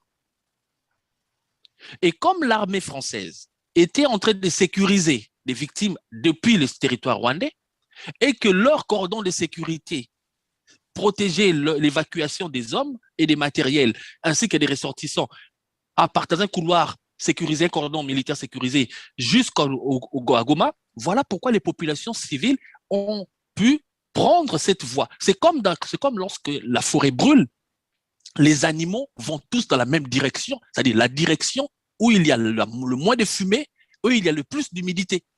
C'est un réflexe naturel. Personne ne peut dire que c'est le Zaïre de Mobutu qui a acquis les Interamwe. La frontière burundaise serait ouverte. Il y a encore des réfugiés, une partie des réfugiés rwandaises encore. Il y a encore plus de réfugiés rwandais qui ont quitté le Rwanda, qui sont allés au Burundi après l'arrivée au pouvoir du FPR, que les réfugiés qui sont venus au Zaïre. Plus des citoyens rwandais ont quitté le Rwanda et se sont installés en Tanzanie et au Burundi après le départ du pouvoir d'Habyarimana que ceux qui sont venus au Zaïre depuis lors. C'est-à-dire que ce n'était pas une voie qu'on avait ouverte. Venez, on vous accueille. Et je précise aussi qu'il y avait d'autres armées africaines, l'armée sénégalaise, l'armée tchadienne, qui était là dans le cadre des Nations Unies et qui devait partir dans le même temps que l'armée française qui quittait le territoire. Et ça encore, c'est une précision qu'il faudrait enlever dans la tête des Rwandais pour leur dire que l'armée zaïroise n'est pas venue tuer. Elle était venue aider un pouvoir légitime et légal, et que si le gouvernement de Mobutu a ouvert la frontière, c'était une porte d'accès naturel. C'était même pas par volonté. Il y a eu une résolution des Nations Unies qui a imposé au Zaïre d'ouvrir ces portes parce que l'armée française avait déjà établi un corridor militaire et puis qui est devenu par la suite un corridor humanitaire. Patrick Mboyo, sur lequel je ne suis pas tout à fait d'accord avec vous. Quand vous dites que personne ne doit parler des dirigeants congolais à la place des Congolais, moi, je ne suis pas d'accord parce que moi, je serais Congolais aujourd'hui, je m'occuperais sérieusement des dirigeants du Rwanda, qui ne sont pas les dirigeants du Congo, mais je m'en occuperais parce que leurs actions, leurs comportements, leurs invasions et leurs immixtions dans les affaires du Congo, permanentes par ailleurs, font le malheur des populations congolaises. Bien sûr, on dira, ouais, les autorités de Kinshasa y ont pour quelque chose.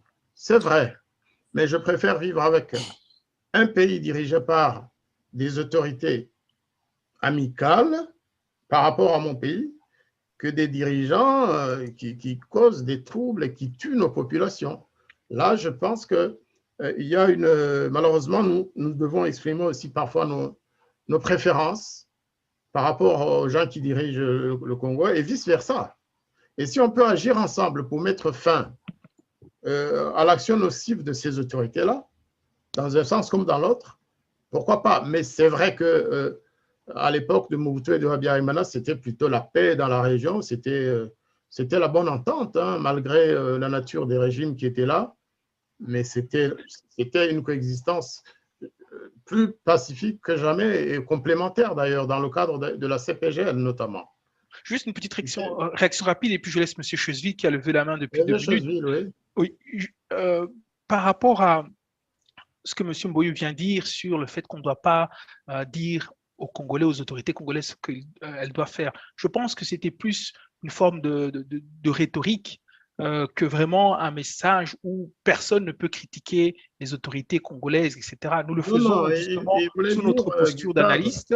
Nous parlons aussi de tous les dirigeants du monde. On critique le président Macron, le Premier ministre belge, les autres présidents d'Afrique. Donc, à ce niveau-là, oui, on peut critiquer. Mais le point ici, je pense que c'est la sensibilisation qu'il souhaite peut-être faire au niveau des Congolais. Il y a une incompréhension entre vous deux. En fait, c'est par rapport à ce que vous avez dit en parlant de Habyarimana et de Mobutu, en disant que le temps était venu, que ces deux-là quittent si vous voulez, le terrain, qu'ils partent du pouvoir. Le pouvoir. Alors oui, mais une période je l'ai expliqué. J'ai essayé c'est pour ça qu'on n'a pas été dans les détails, mais ce que je voulais dire, c'est que les acteurs sociopolitiques d'aujourd'hui, dont j'espère nous faisons tous partie, doivent comprendre le contexte géopolitique de l'époque. Le contexte géopolitique de l'époque, qui était alimenté par le courant anglo-saxon, généralement les Américains et les Britanniques, avait décidé qu'il fallait chasser. C'est-à-dire que dans nos analyses, il ne faut pas donner non plus l'impression que nous Habyarimana, là. Voilà. Donc, non, du tout. Non, on n'est pas d'accord. Mais c'est de apporter le chaos dans notre région. À la limite, on doit les condamner. Qu'on soit d'accord ou pas avec ces gens-là, c'est un fait historique. Et c'est peut-être ça que dont beaucoup de gens ne prennent pas conscience. C'est qu'il y a eu une géopolitique derrière les Rwandais et ensuite derrière les attaques du FPR, AFDLR au Congo. C'était juste ce point-là que je voulais faire. C'était dommage, hein. C'était dommage parce que ça entraînait des millions de morts, justement. Ah, c'est catastrophique même. Nous sommes d'accord.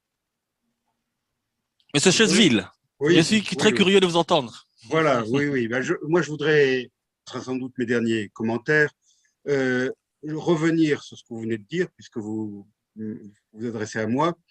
D'un point de vue historique, d'abord, une petite rectification. Si les réfugiés rwandais sont arrivés par millions au Zaïre, c'est pas tant à cause de ce qu'avaient fait les Français ou les Belges sur la frontière ou autre, mais plutôt ça correspondait tout à fait à une stratégie préétablie par le FPR lui-même, qui a d'abord occupé le nord de l'Ouganda, donc qui fermait la porte, le nord du Rwanda, pardon, et qui fermait donc cette direction, qui ensuite a lancé son offensive vers le sud en descendant le long de la frontière tanzanienne vers le sud, et qui donc a fini par fermer la porte de la Tanzanie également. Et le Burundi n'était pas une option, puisqu'au Burundi, à l'époque, je vous rappelle, il y avait un régime militaire putschiste, Tutsi, qui était aux prises avec une rébellion Hutu. Donc, ce n'était absolument pas le moment de passer au Burundi. Donc, en fait, je pense que c'était un calcul prémédité de Kagame à l'époque, de pousser les Hutus rwandais vers le Zaïre, parce qu'il avait déjà prévu, j'en suis persuadé, à l'époque, ce qui allait se passer 2 ans plus tard. Bon, ça, c'est la première rectification, pas rectification, mais la première précision d'un point de vue historique. Maintenant, je voudrais revenir au sujet de cette conversation, à savoir les propos de Paul Kagame et la réaction de M. Tshisekedi. Alors, je pense, tout à l'heure, j'ai exprimé sarcastiquement ma reconnaissance envers Kagame parce qu'il nous a rendu un service, un grand service, puisqu'il s'est révélé être le plus grand négationniste. Je voudrais également dire que ces propos de Paul Kagame ont eu des conséquences positives, puisque ça a permis, excusez-moi, je vais être un peu direct, ça a permis au Congo de se réveiller un petit peu. Le président Tshisekedi est un homme qui parle de manière toujours prudente, diplomatique et modérée.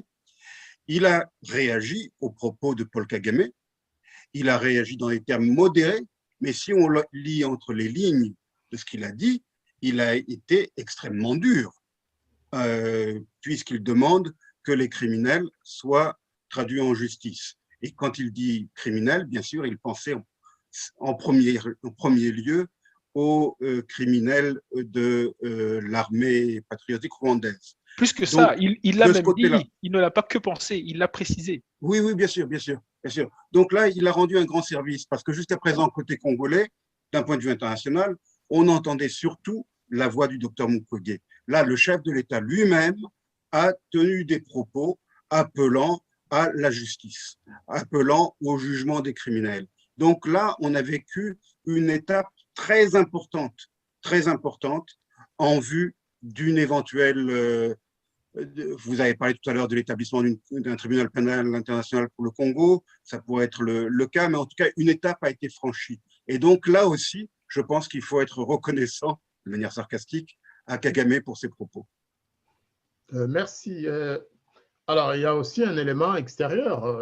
Tout cela se passait à Paris, où ils étaient tous les deux invités par le président Macron, un jeune président qui semble-t-il va visiter le Rwanda dans une semaine, hein, dans 10 jours, et qui a probablement fourni un espace intéressant pour que les deux s'expriment. En tout cas, la presse française a joué son jeu, même si France 24 était complaisant à l'égard du président Kagame, je trouve. Hein, c'était vraiment des questions molles, pour ne pas dire plus. Mais ça a permis aux uns et aux autres de s'exprimer, à Kagame d'exprimer son négationnisme absolu et son cynisme à l'égard des victimes. Et au président Tshisekedi, je pense quand même sous la pression de la base, sous la pression du peuple congolais, de ces intellectuels qui ont signé une pétition, je crois qu'il ne pouvait pas faire plus, ou moins. Alors, maintenant, ce qui est important, c'est de savoir est-ce que le courant va continuer dans ce sens-là ou bien ça va s'apaiser et on va oublier les familles des victimes. C'est peut-être là que moi j'interviens en disant, en tant que défenseur des droits de l'homme, que ce soit des victimes rwandaises ou congolaises ou burundaises ou centrafricaines ou congolaises de Brazza, il faut absolument que les activistes travaillent pour faire entendre la voix des victimes. Il faut que les sociétés civiles rwandaises et congolaises trouvent un terrain d'entente pour défendre ce dossier, d'autant que le rapport Mapping concerne des victimes congolaises et rwandaises. On ne va pas exprimer ça en termes de nombre de victimes, mais de tout simplement que nous sommes dans le même camp par rapport à ces assassins. C'est peut-être là aussi que le pont pourrait s'établir.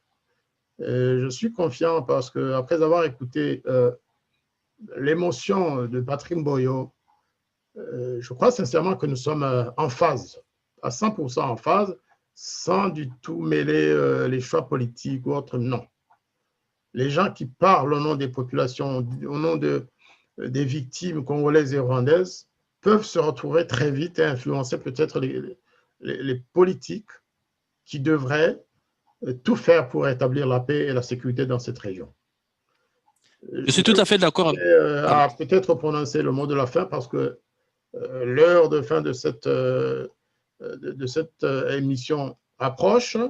Je vais passer la parole à Patrick Mboyo, effectivement, pour éventuellement nous dire ce qu'il pense des déclarations du président Tshisekedi et de ce qui pourra en être dans les jours à venir.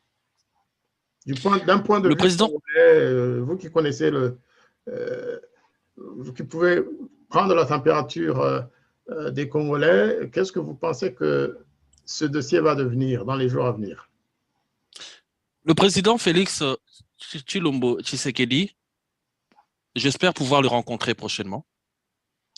Et j'aurai peut-être un échange avec lui, en tête-à-tête,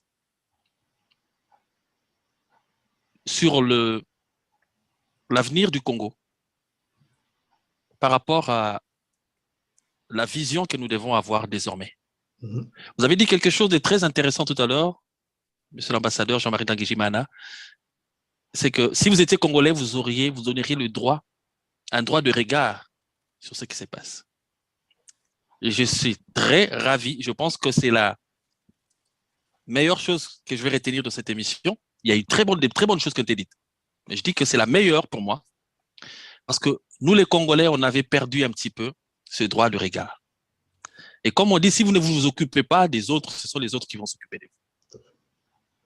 Et je n'avais pas voulu, déjà, en tant que Congolais, nous avons une grande émotion quand nous parlons des drames que notre pays a vécu. Et c'est tout à fait humain, c'est tout à fait honorable, parce que pendant longtemps, on nous avait fait passer comme des gens qui dansaient, qui buvaient, qui pensaient aux femmes, pendant qu'on tuait les leurs. On a eu un moment de colère, de grande colère, il ne faut pas le nier, et je pense que beaucoup de nos frères rwandais l'ont senti, une grande, grande colère. Mais la colère a été apaisée, elle n'est pas finalement partie, mais elle est apaisée, parce que nous savons maintenant à qui nous avons affaire. Et ceux à qui nous avons affaire sont des gens qui ont fait beaucoup de mal aux Rwandais autant qu'à nous-mêmes. Et c'est pour cela que j'ai parlé des ponts. Il faut qu'on construise des ponts pour créer cette synergie et savoir mettre un terme à cette entreprise. Et le processus de fin, de finalisation, de finition, d'anéantissement de cette entreprise est déjà en route. Parce que nous nous sommes décidés désormais à nous occuper des autres aussi. À nous occuper de nous-mêmes et à nous occuper des autres. Ce n'est pas de l'interventionnisme que nous voulons prôner comme doctrine, mais c'est simplement, comme vous dites, un droit de regard. Nous ne dirons à personne, enlevez tel président ou mettez un tel autre. Le Zaïre l'a fait peut-être dans le passé, sous Mobutu, mais ce n'est pas la posture qui va nous aider. Nous pensons désormais à notre population. Nous savons maintenant le prix des matières premières que nous avons. Nous savons maintenant que nous, Congolais, nous sommes condamnés à être forts. Nous sommes condamnés à être forts. Nous sommes condamnés à être maîtres de notre destin. Parce que sous notre terre, il y a des éléments que nous n'avons jamais demandé à la nature de garnir notre sol, notre sous-sol de telles richesses, mais qui sont là. Et si on ne sait pas, nous, prendre soin de nous-mêmes et de ce qu'il y a sous notre terre, les autres viendront prendre ce qu'il y a sous notre terre et ne s'occuperont pas de nous, en tout cas, s'occuperont de nous en nous écartant, en nous faisant taire. Et ça, c'est une leçon que nous avons apprise. Croyez-moi, ça restera pendant des centaines d'années dans notre mémoire. Et c'est peut-être le message que je pourrais aussi faire passer au président, si j'arrive à le rencontrer prochainement. Et dire aussi quelque chose, c'est que il y a une vision binaire du génocide qui a existé pendant longtemps. C'est aussi une thèse que je développe. Quand on parle du génocide arménien, on voit les Ottomans qui l'ont commis. Quand on parle du génocide des Juifs, on voit les nazis. Ceux qui parlent du génocide des Tutsis voient derrière les Hutus. Il faut sortir de cette logique binaire. Il faut prendre une autre logique pour comprendre les génocides congolais. Voilà pourquoi je dis à mes frères rwandais, ceux qui veulent taire le non-génocide rwandais ne veulent pas seulement vous faire du mal aux Hutus et aux Tutsis. Comment voulez-vous que le jour où on célèbre, on commémore, pardon, excusez-moi, c'est le terme, pas célébrer, commémore le génocide, un Hutu ou un Tutsi qui a perdu son frère ou sa mère, membre de sa famille dans un génocide, pendant le génocide, victime peut-être lui-même, mutilé, ne peut pas bénéficier de cette commémoration parce que c'est réservé aux Tutsis.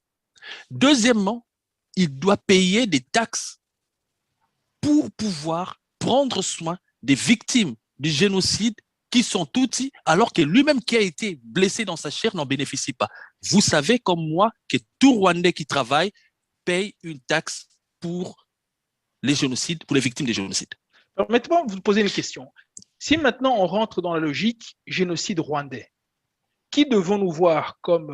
Alors, je vais devoir arrêter le débat sur le génocide du Rwanda. Pourquoi vous l'arrêtez alors que la question est intéressante? Laissez M. Mboyo répondre. Il faut faire une autre émission. On ne va pas commencer à définir. Hein. Permettez-moi juste en un mot, peut-être, monsieur l'ambassadeur, de répondre à mon frère Gustave. Je vous ai dit de sortir de cette logique binaire. Je ne parle pas de génocide rwandais. De sortir de la logique binaire. Cette logique binaire n'a pas été construite ni par les Rwandais ni par les Congolais. Ça a été construit par les personnes qui étaient concernés par ce qui s'était passé.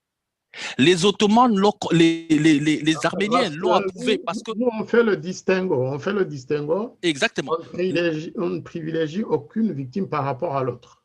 Exactement. C'est pourquoi, d'ailleurs, nous avons une organisation, déjà Jambo, l'organisation à laquelle participe activement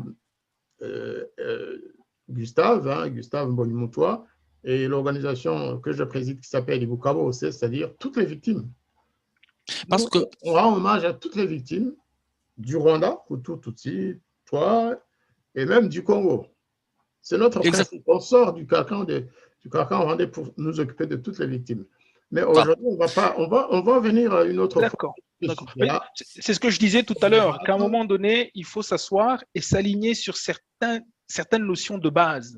Donc, notamment bien distinguer les victimes, bien distinguer… Si on y va aujourd'hui, on va s'éloigner du sujet de… D'accord.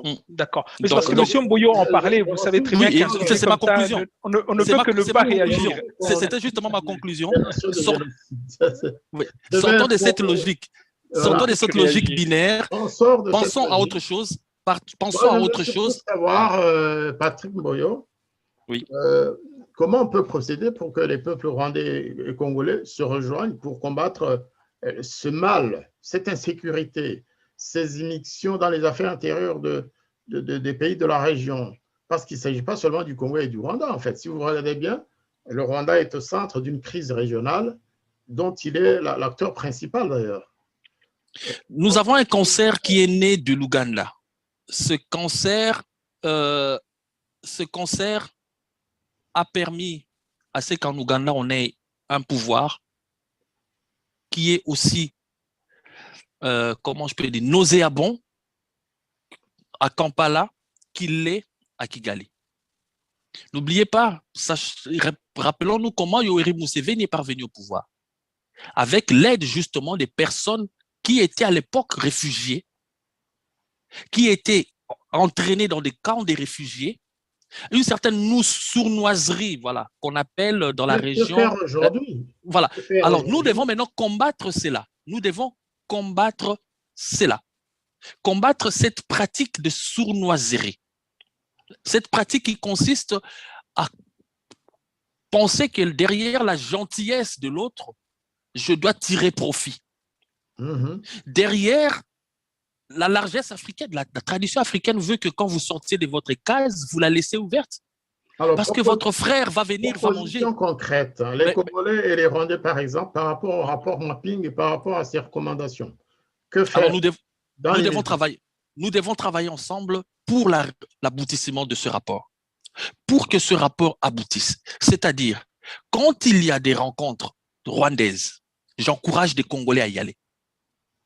Quand il y a des rencontres congolaises, j'encourage les Congolais à y aller.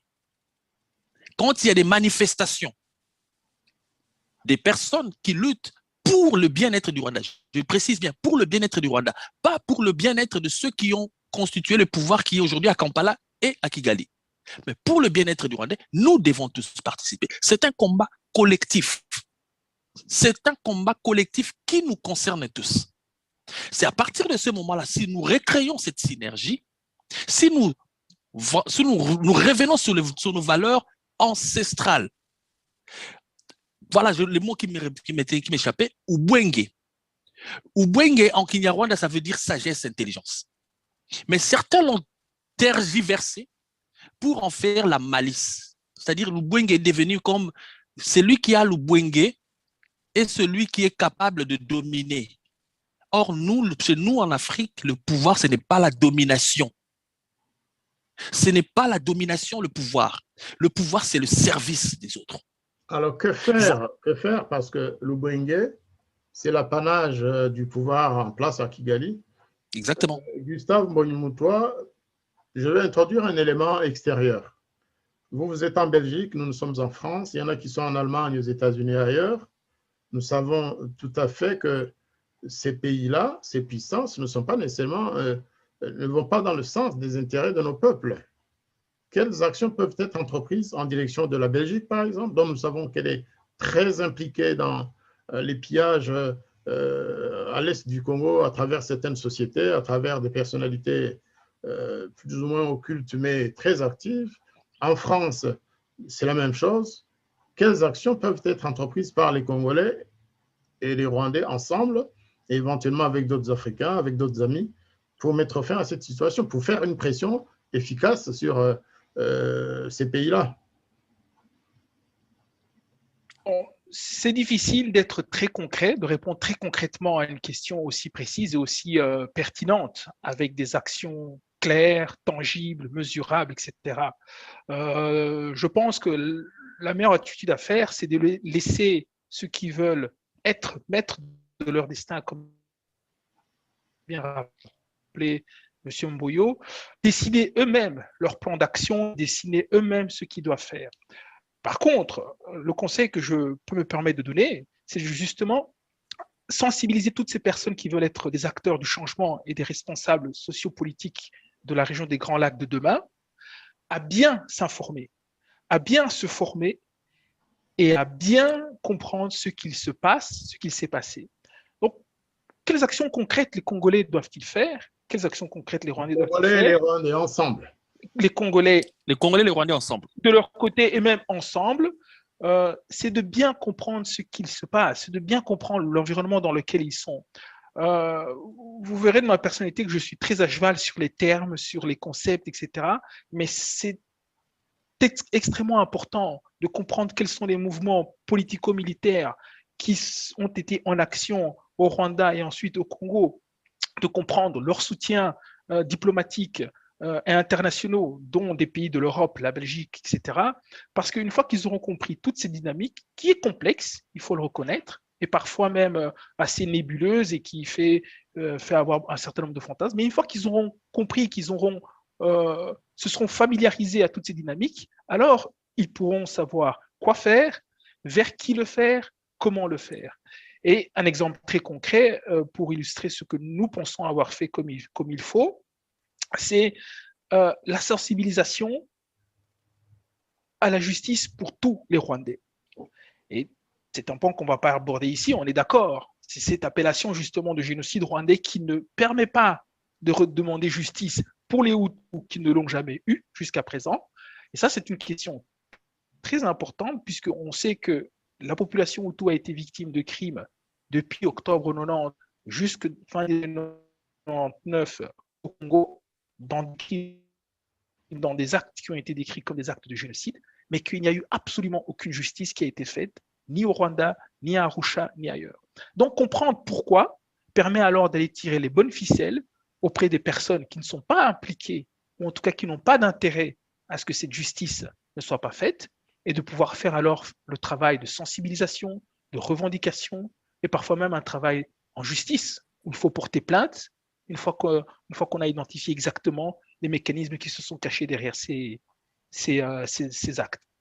Donc, pour me résumer, s'informer, se former et bien comprendre le jeu dans lequel les Congolais, les Rwandais et les Burundais ont été des pions, d'une certaine manière, parfois des puissances occidentales, mais parfois même de nos propres acteurs sociopolitiques, dont ceux qui sont au pouvoir actuellement au Rwanda.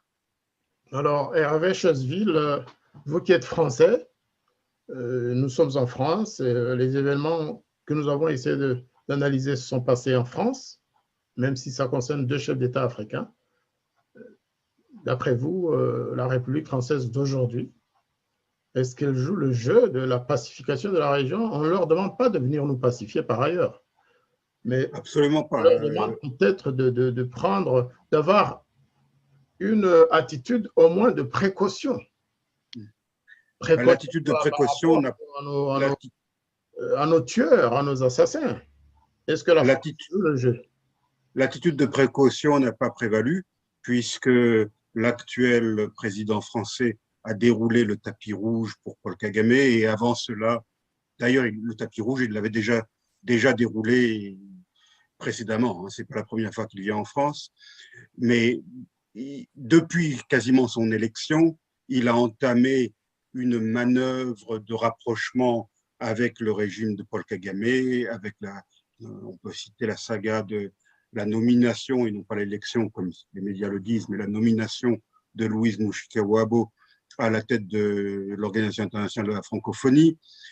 Donc, moi, ce que je reproche beaucoup, et je lui reprocherai toujours à Emmanuel Macron, c'est d'avoir donné une nouvelle légitimité, une nouvelle virginité, si je peux utiliser ce terme, à Paul Kagame. Et ça, c'est très grave, parce que cette légitimité, cette virginité était pour le moins ébréchée dans les pays traditionnellement soutiens du régime de Paul Kagame.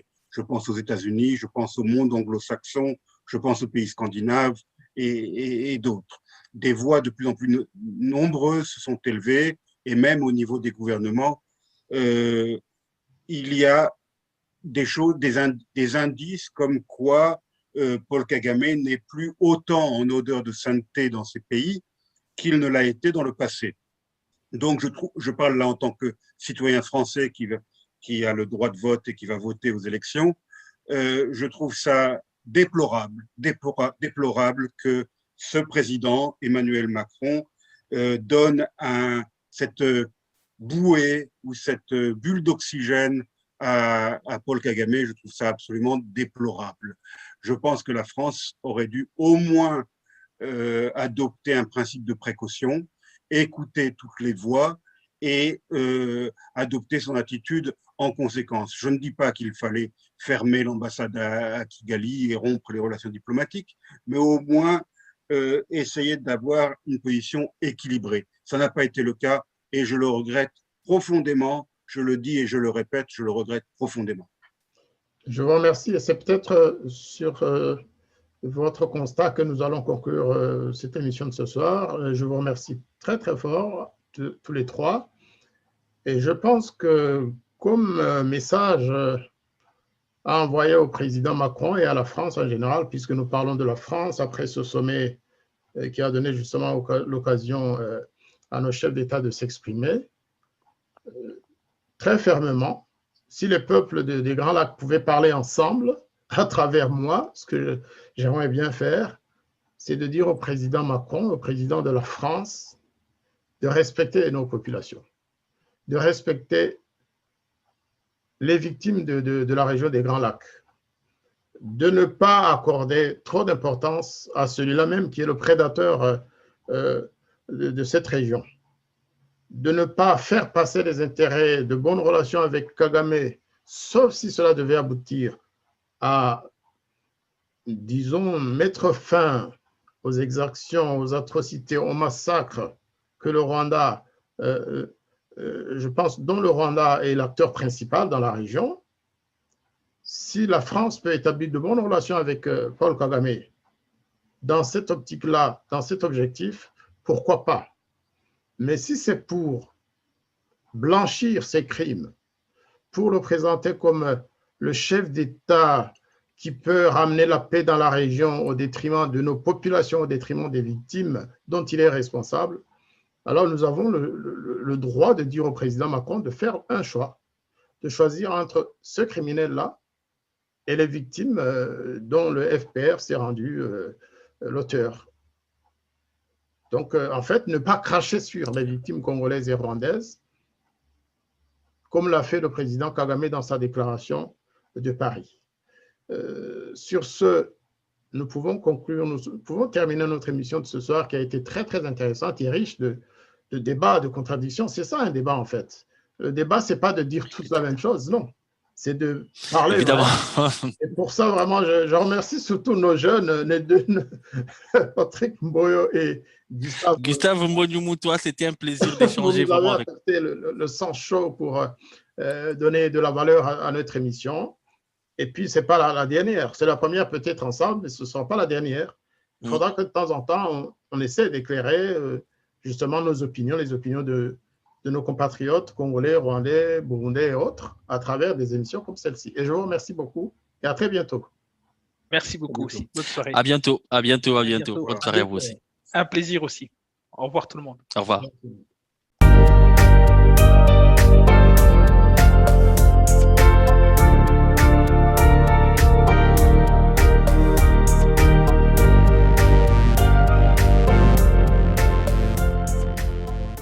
Les habitants de mon pays ont désespérément besoin de la paix.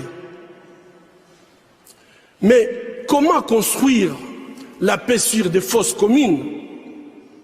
Comment construire la paix sans vérité ni réconciliation? Comment construire la paix sans justice ni réparation?